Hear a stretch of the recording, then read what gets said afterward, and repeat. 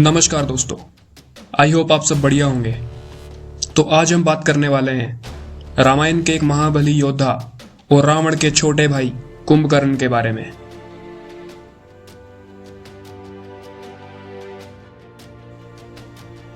कुंभकर्ण को हम रावण के छोटे भाई के तौर पे जानते हैं। कुंभकर्ण अपने विशाल रूप की वजह से प्रसिद्ध है। रावण के साथ होने के बावजूद कुंभकर्ण के अंदर कहीं ना कहीं एक अच्छाई भी थी। उसने रावण को समझाया था कि रावण गलत कर रहा है, पर फिर भी छोटे भाई का फर्ज निभाने के लिए उसने रावण की तरफ से युद्ध में भाग लिया था।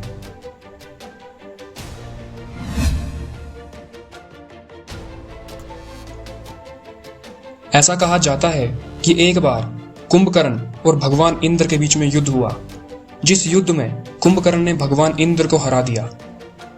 उसके पश्चात कुंभकर्ण ब्रह्मदेव की तपस्या करने के लिए चला गया। तो ये बात भगवान इंद्र को पता चल गई और भगवान इंद्र ये जानते थे कि कुंभकर्ण तपस्या पूरी होने के बाद ब्रह्मदेव से इंद्र आसन का वरदान मांग लेगा। इंद्र आसन का मतलब हुआ भगवान इंद्र का सिंहासन, जिसके बाद कुंभकर्ण सभी देवताओं का राजा बन जाएगा। तो जब ब्रह्मदेव कुंभकर्ण से खुश होकर वरदान मांगने को कहा, तो इंद्रदेव ने देवी सरस्वती को कुंभकर्ण की जुबान पर बैठने को कहा।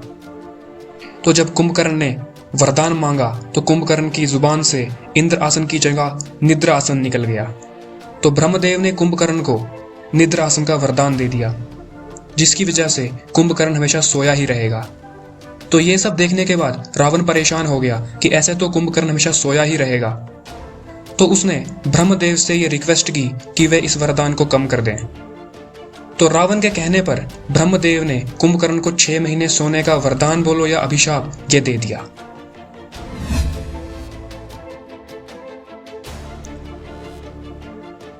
कुंभकर्ण के 3 बेटे थे, कुंभ, निकुंभ और भीम।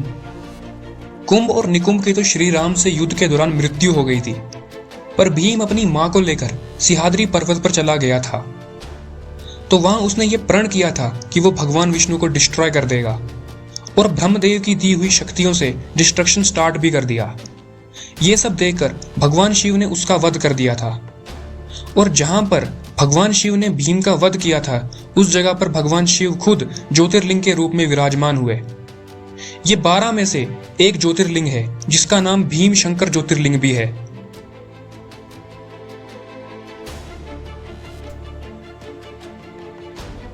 ऐसा कहा जाता है कि जब कुंभकर्ण युद्ध करने आया था, तो वो जानता था कि श्री राम भगवान विष्णु के अवतार हैं।